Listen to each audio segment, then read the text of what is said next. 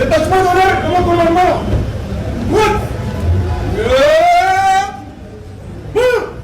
Gouverneur de la ville province de Kinshasa, Excellence Daniel Mbumba Lubaki a effectué qui visite d'inspection. Il y a des travaux, il y a réflexion, il y a bâtiment, il y a hôtel de ville, il y a Kinshasa.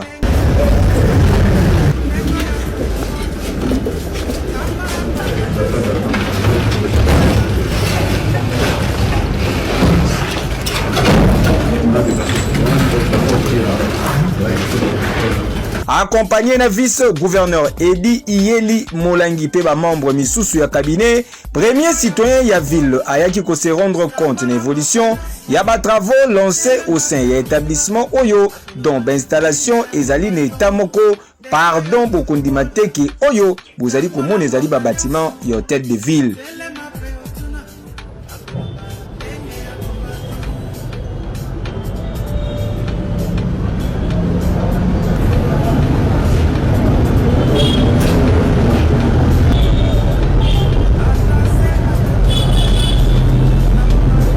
Après Kosa la tour, il y a bâtiment, gouverneur ordonnaki une entreprise chargée pour l'exécution de la travaux Oyo, babeta misala Oyo chaud dada de façon que et si la mbangu au regard il y a des défis et belé Oyo ezali causer la bango.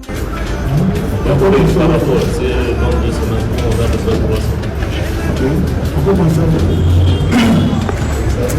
considérez votre rapport par rapport à la rapport à l'indicadeur qui vient de permettre de l'électricité avec l'électricité. On a fait encore déjà beaucoup de problèmes d'électricité avec les bâtiments.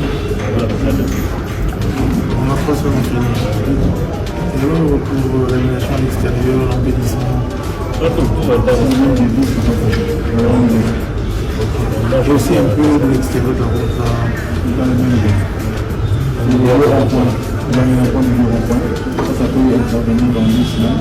j'ai vu des paysagistes, il faudra pas une fontaine parce qu'on a pris les avenues environnantes de l'hôtel de ville pour pouvoir. On a une fontaine là-bas.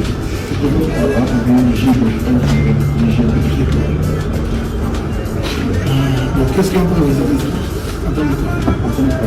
C'est que ça. Les capitales,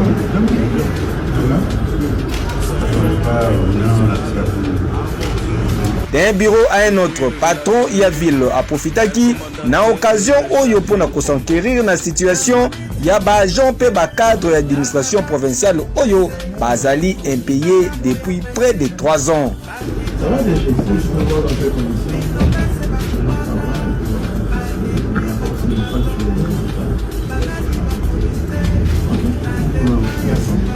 Tala! En tout cas, Ekamwisi biso eta ya bâtiment ya hôtel de ville ezaleli ndaku ya kin bopeto yango moko ezali mbindo ezali kobimisa ntudi na ndenge ya kosakana te. Oyo kindoki te ya boye toloba te. Ekeyo!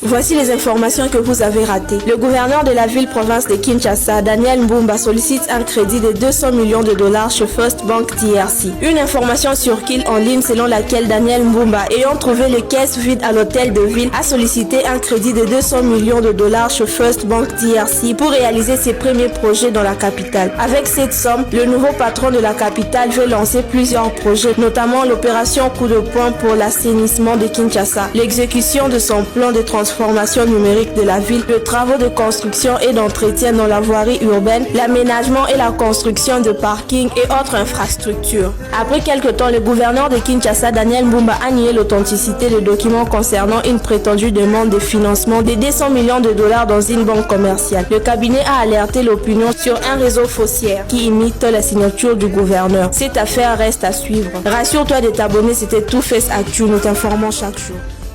Message toujours pesa oyo eza pona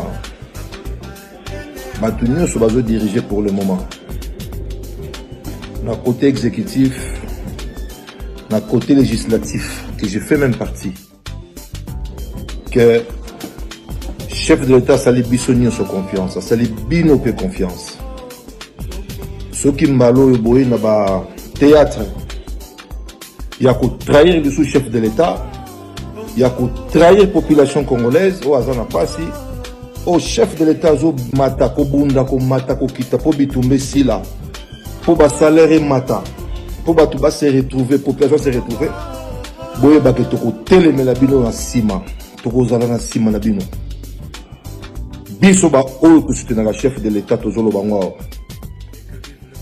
Tozo bandana bato bazana gouvernement central, ba ministre oyo premier ministre sali bino confiance. Mama Judith Mokonzi Mboka sali bino confiance. Biso pepe to pesi bino sous confiance.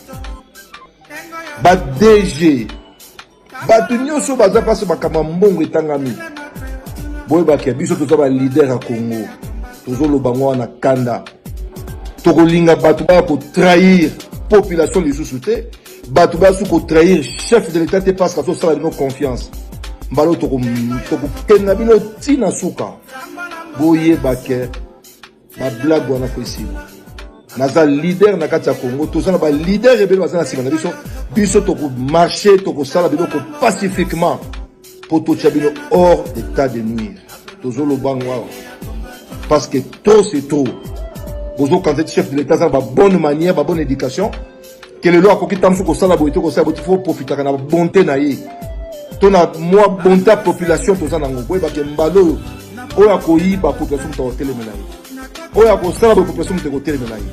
Merci. Dans la vidéo, je pense Natal pour nous le 14 juillet 2024.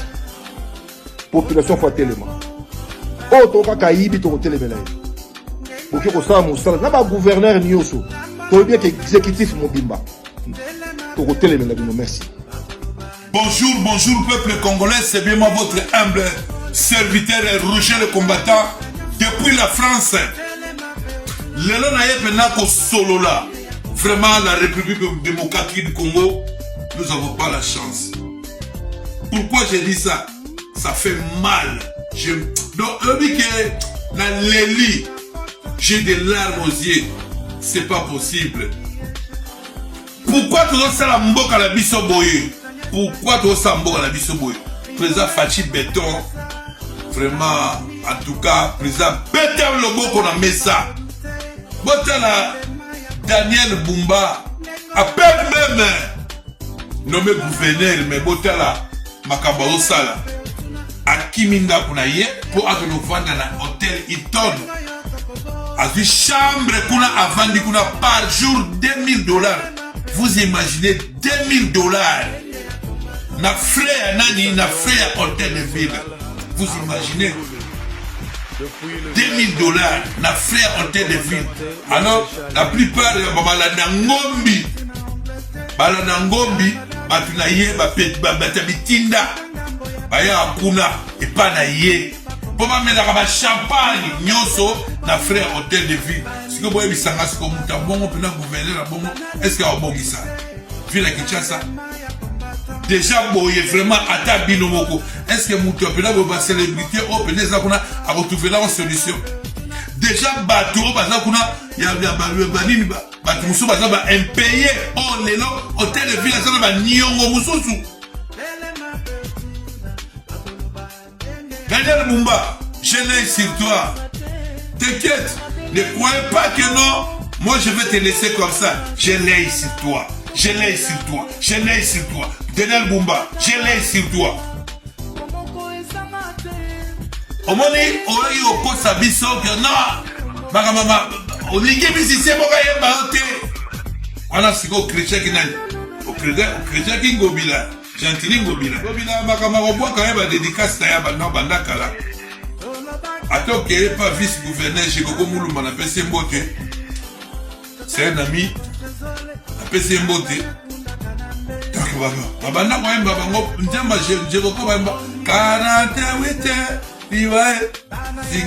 Donc, et ça va bien oye osaki fantasme pour embrouiller batou pour voir le boy. Oh, sikoyo na bango kutu na ba boaka na batu o ba boaka na sikoyo mutu o ake ko fa na na hôtel Hilton, na frais ya hôtel de ville, chambre $2000 par jour. $2000 par jour. Maman Salon besoin de la champagne. Daniel Bumba, le champagnard. La République démocratique du Congo, nous n'avons pas la chance. Voilà, voici maintenant, nous avons un gouverneur, un champagnard qui est venu nous démontrer. Il va nous apprendre comment prendre du champagne. Donc il y a un champagnard, à cause de la champagne. Donc Daniel Bumba, donc Néazalera qui sasa, abandonné au fada. Donc yo, avant de nommer gouverneur, donc on a au fada na Hilton, na frère nani, pour foutre la chambre $2000. Je l'ai sur toi. Daniel Bumba, na la salle à blague, na salle à blague, na la pire ya mutute, na petit ya muko antombolo, na la petit ya Jean-Pierre Bemba Gombo. Na lo bango na kasha de, na kisa, na oba na Congo na zana, na Congo. Na Congo na banga 3 personnes na Congo na banga 3 personnes. Na 3 personnes à part équipe na ngai, à part la collaborateur na ngai, op na respect na bango. Na banga kaka muko antombolo, Jean-Pierre Bemba na la première dame. Moni bato bago calmer nga. So ba pesi un mot na tiki. Ce qui va bien de l'autre côté. Donc, on a enchaîné, donc on a acharnement. Oh, le bon amour, tout le fait, on a acharnement, on a acharnement, je l'ai cité. Yo, continue, kaka, qu'on va dans l'hôtel Hilton, na frère, il y a hôtel de ville, donc, il y a $2000. Na yebisi yoke, na osenga na sengi na DG Hilton. Ba frère wana soki hôtel de ville mute futiango na oyeba Daniel Bumba. Mbongo wana oko futiango na frère na yo moko. Mbongo wana soki eza hôtel de ville mute verser mbongo wana, je serai au courant. Et je vous dis, je marche pas mes mots. Daniel Bumba, mbongo ba tant de jours que tu oh que ofandi kuna na frère, ofandi na frère. Yo fandaki na frère hôtel de ville. C'est que Roger le combattant a dit si yo que ofandaki na frère yo moko, ba champagne to miraki na frère yo moko. Ko ngani. Omoni hôtel Hilton. Nazo déjà hôtel Hilton na kota contact na ye, bata hôtel qui na dit que comptabilité service ya comptabilité hôtel de ville. Ba comptable même banque nazo bisa.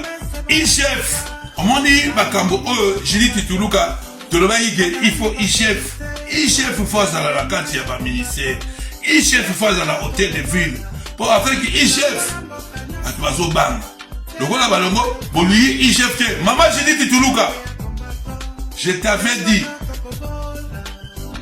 il y a l'adage au balobaka mieux vaut prévenir que guérir. Il est temps de rectifier tout ce que vous avez proposé par rapport au gouvernement que bata respecter IGF base à la ministère. Il est temps. Déjà voter la gouverneur Oyo, nan ma solo na ebne banité.